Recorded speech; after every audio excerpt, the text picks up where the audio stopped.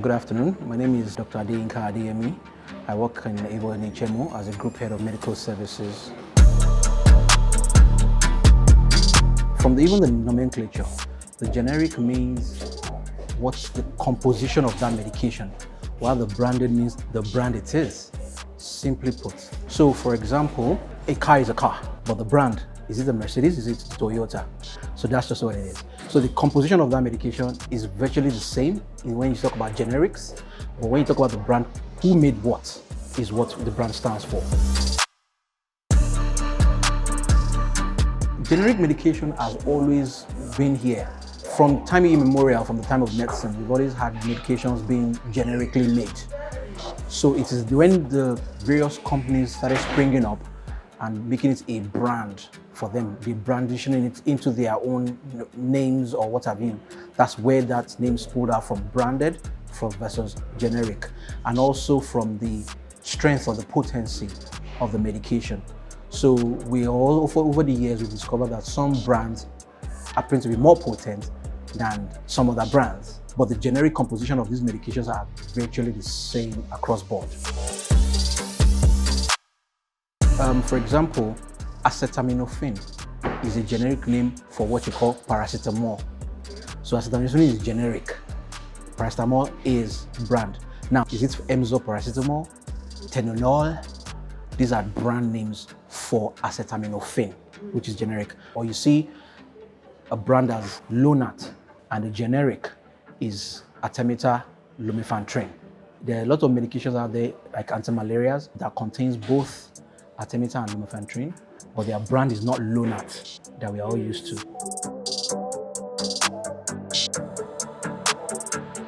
Largely speaking, generic medications are not inferior to branded. They will arrive at the same results. The difference in the days or the number of pills you take might just differ, but they are going to do the same standard and action. So aside from the fact that the branded, as we call them, are quite expensive because of the extra efforts the creators of these medications have gone to make it more potent. Number one, a hospital or a doctor like myself will not necessarily advertise a particular brand. So if I'm to write a prescription for you right now, I'm going to write it in the generic formula. I'm going to write acetaminophen as paracetamol. Take 2 tablets 3 times daily. I will not say take a particular brand and 2 times 3 times daily. No, I will not do that. So we encourage that there's no disparity to our enrollees, that there's no disparity between a generic and a brand. The brand just means that yes, it can be more potent, but the same composition is what both of them do have. So there shouldn't be disparity, there should be discrimination between the two.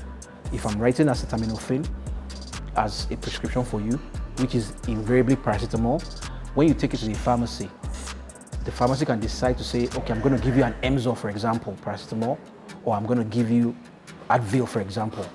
So an Advil and Emzor, of course, the potency differs, but depending on what it is. But I have written my prescription as a doctor.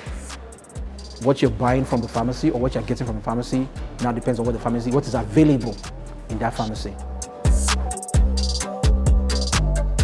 Well, as a medical doctor who has practiced for a number of years, I have discovered that yes, in some particular rare occasions or rare infectious diseases, because I don't want my patient to stay longer in the hospital, I'll choose to use a particular brand for my patient to get better and leave the hospital as quick as possible. If I want to do a 3-day, I know a brand to use for a 3-day.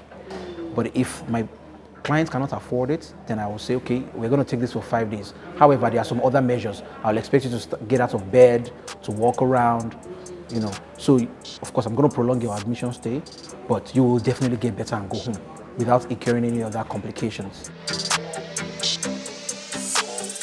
Do not discriminate. As long as both of these medications have the same composition, then you're going to get better.